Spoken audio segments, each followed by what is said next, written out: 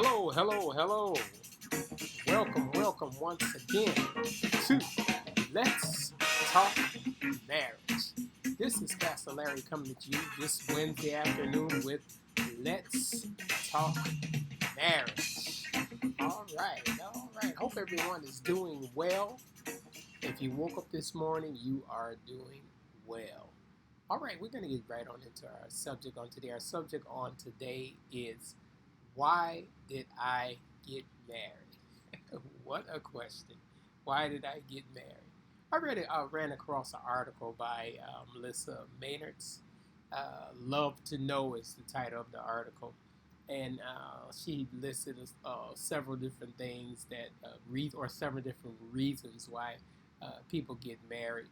And I thought it was kind of interesting. What was the reasons that you got married? You could, if you have any comments, you can list your comments down. Put your comments on down. Why did you get married? And do you feel? And first of all, do you still feel the way you did for the reasons that you got married? Uh, well, some of the reasons that she talked about, the reasons why people get married, she mentioned that people get married for love, money, or power. And then she also listed 7 reasons why people get married. Most people get married for love, according to a research that was done. The PEW Research Center, they listed saying that 88% of people marry for love. So that's quite a large percentage. It's a good, and that's a good thing. 88% of people get married for love. Do you find that true, or do you find that a fantasy? Some people get married, but again, for different reasons. I think people get married for sometimes for companionship. They don't want to be alone. Some people don't like to be alone. They always want to feel like they're attached to someone, and it makes them feel whole. But one of the reasons why you should not get married just because you don't want to be alone, that should not be the only reason why you want to get married. But anyways, let me go over some of the reasons that were listed. Again, most people, 88% of people get married for love. And that's a good percentage, 88%. Wow, that's big. I would have thought it would have been a lot less. The percentage would have been a lot lower because of how things are nowadays. You got people that want to be more independent, and so people don't want to get married, and they think it's something that is that people don't do anymore. Just something that you just don't do anymore, and it's kind of rare when people.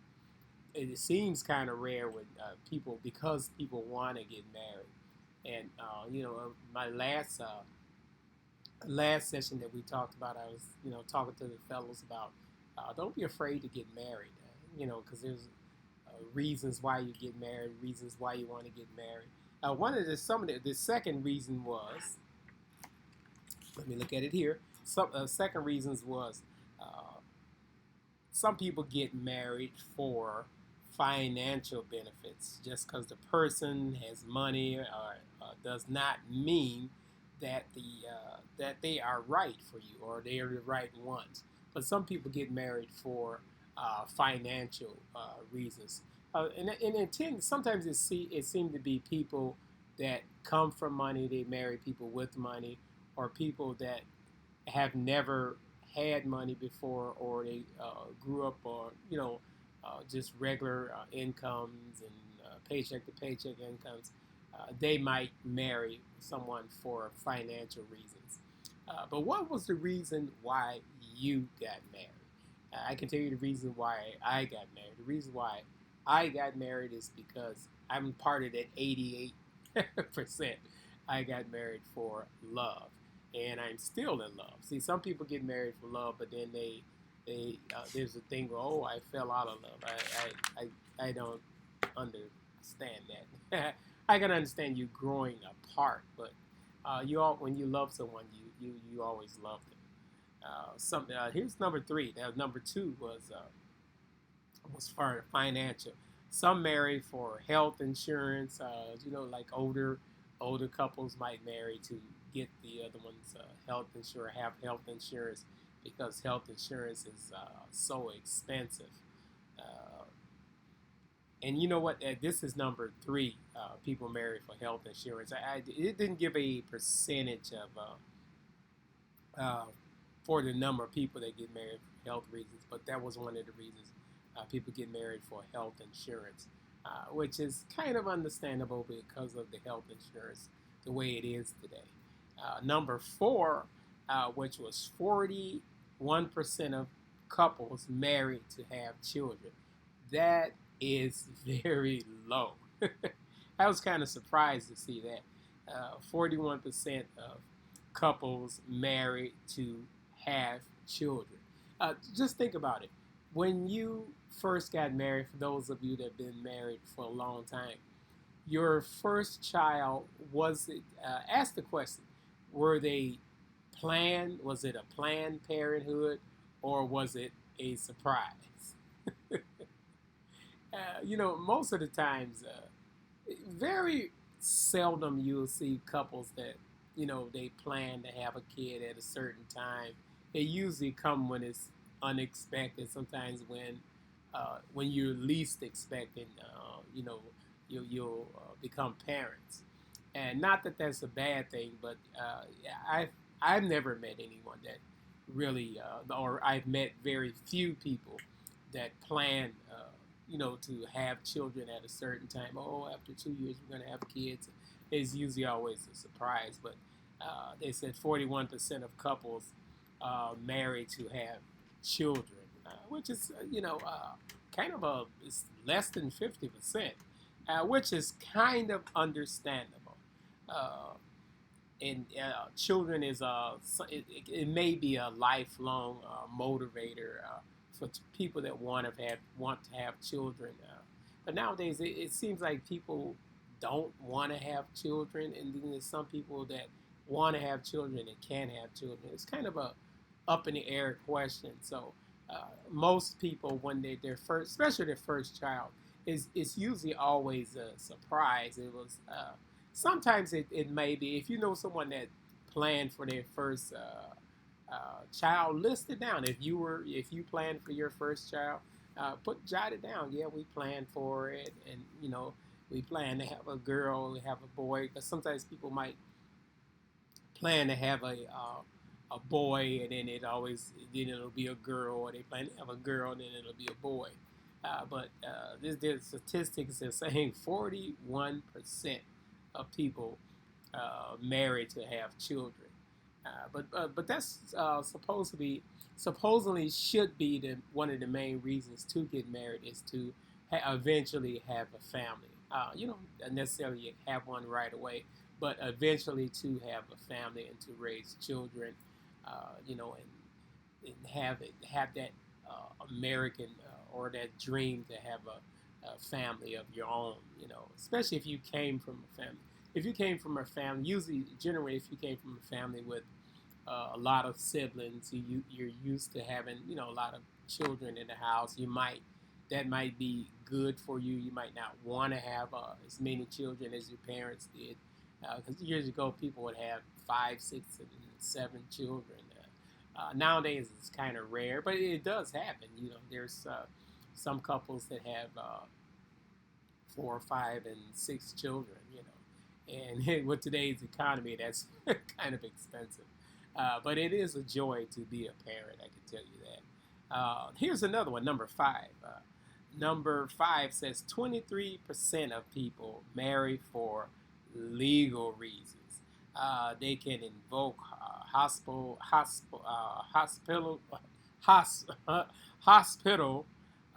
visitation rights and caregiver decisions, or even citizenship. Some people marry for citizenship, just to become a citizen of a particular country, and mainly of America. That's one of the 23% of people marry for legal reasons. That would be covered under legal reasons if you're marrying to gain citizenship. also to invoke hospital visitation rights. And as a caregiver, you're married because a lot of times if you're not married to a person, you don't have any legal claim. Once they get sick or if they can't handle their own finances, you can get an attorney and be a powerful attorney. But it's easier. You wouldn't have to get an attorney if you're married to the person. That's what come under legal reasons why people get married. A lot of people ask that question after years, after they've been married for years, and then after they ask that question for years, then they come to decisions and they make decisions based on them or their relationship. Uh, it's good to. I always say it's good to be married to someone. It's not as hard as most people may make it. It's marriage is what you put into it, just like anything else. It's what you put into the marriage is what makes the marriage. And for whatever reason you got married, it's easy to. I wouldn't say easy. It's work to make it work, especially if you're having any kind of issues.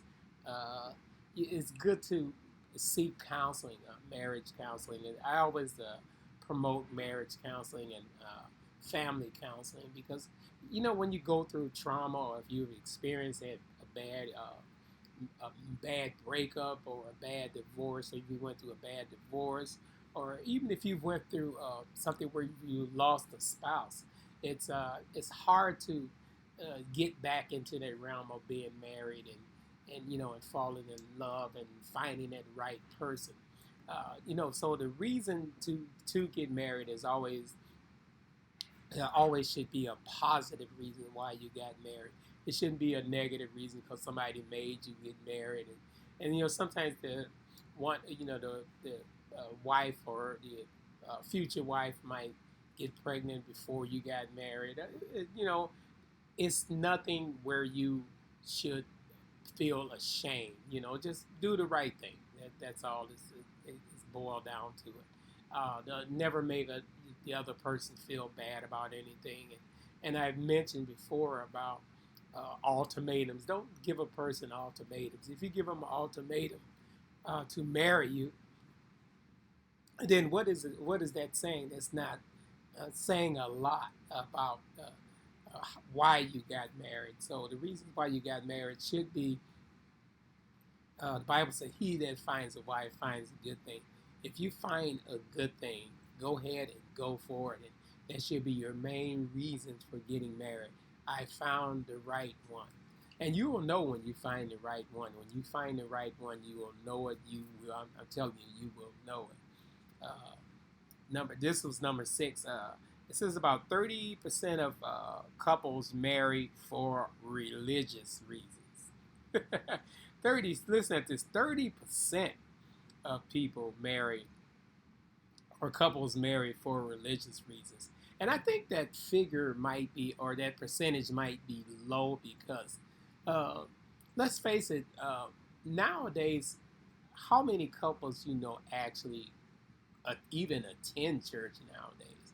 That seems to be a rarity in this day and age. Most people don't even attend organized religional facility right now. It's so if you marry for religious reasons, that means that you're doing the honorable thing, and that's a good thing. But I'm surprised that the percentage is as low as it is. It's only 30% people married for religious reasons. If you got married for religious reasons, jot that down. And also, if you got married because someone made you get married, you might want to list that as well and put a little story behind it. If you were made to get married, just tell us how it ended or how it didn't end or how it worked out, basically. Because sometimes, back in the day, they used to have what's called shotgun weddings, where they made you get married, and if something happens between a couple and a church, then usually they'll get married for religious reasons, because the Bible says it's better to marry than to burn. That would be for a religious reason. But if you don't love a person, just because you made a mistake doesn't mean that you should marry them. Because if you made a mistake, you don't want to make another mistake. So if you made one mistake, don't make two mistakes. If you know that person is not right for you, don't force anything. Let it be their decision that they marrying you, and let them want to be married, because nowadays people tend to get married because people made them, because seek counseling before you got. I always say that, and I try not to never marry anyone unless unless I've counseled with them, or they've had some kind of counseling, because you have to know what you're getting into. You can't just marry somebody just because you feel like they're right for you. That don't Just because you feel that could only be for a moment. Just you think that they're right for you for that moment, but because marriage is for a lifetime, and again, and I always say it, and I'll continue to say it: marriage is not hard. And you'll hear people say, "Yeah, marriage is hard work." Yeah, no, you make it hard work. Just like you can be on a job and you can make your job hard work, or you can work smarter and not harder. You know what I'm saying? The same thing applies to a marriage. You can have that marriage where it goes blissfully, or you can have a marriage where there's always constant arguments, you're always bumping heads. Seek counseling before you walk down that aisle, because you want to make sure that, again, because marriage is for a lifetime, you want to make sure that you're walking down the aisle with the right person. And the Bible says, "He that finds a wife finds a good thing." So when you find a good thing, don't be afraid to marry that person, and the Lord will bless your marriage. Work things out, talk things over. Some subjects are not easy to talk about with your spouse, but find a way to bring up those conversations, or to have those conversations. Yeah, I'm not telling you it's going to be easy having those conversations, because sometimes it's not. Make sure that we find a way to discuss things with our spouse, and if you need to have a neutral party in it, again, by all means, seek counseling, because divorce is expensive. So make sure you do everything in your power to work it out. And again, I mentioned before, in one of our sessions before, that it's easy to remember the bad things, but concentrate on the good things that happen in your marriage. Bring the good things up. Don't always think about the bad things. This is easy to remember something bad. Remember the good things. And when you have that conversation, talk about those good things. The number 7, it was 7 points, and we're at number 7.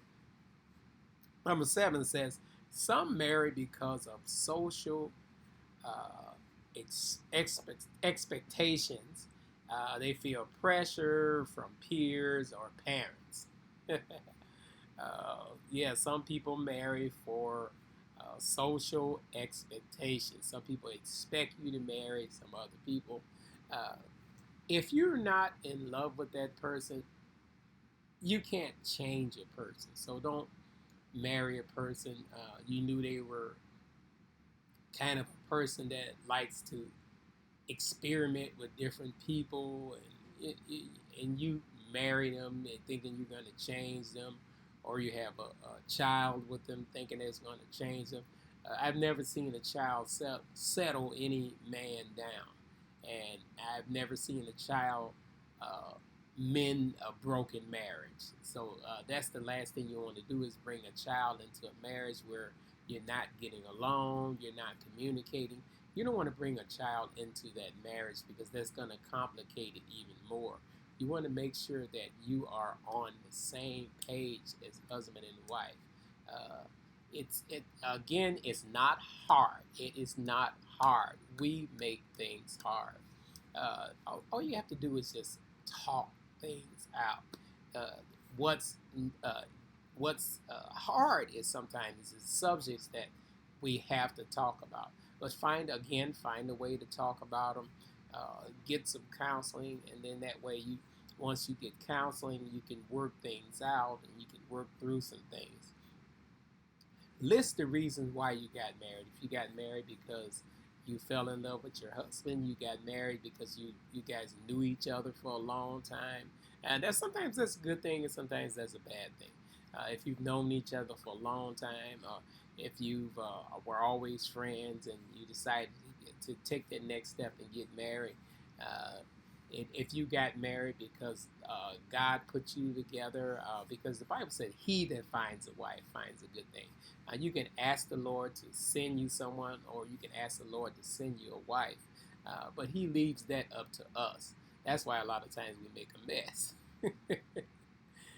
But if you know, let the Lord lead you and guide you into the people that He wants you to be with, and sometimes you're not going to be the same person. It's going to be two people coming together to make one.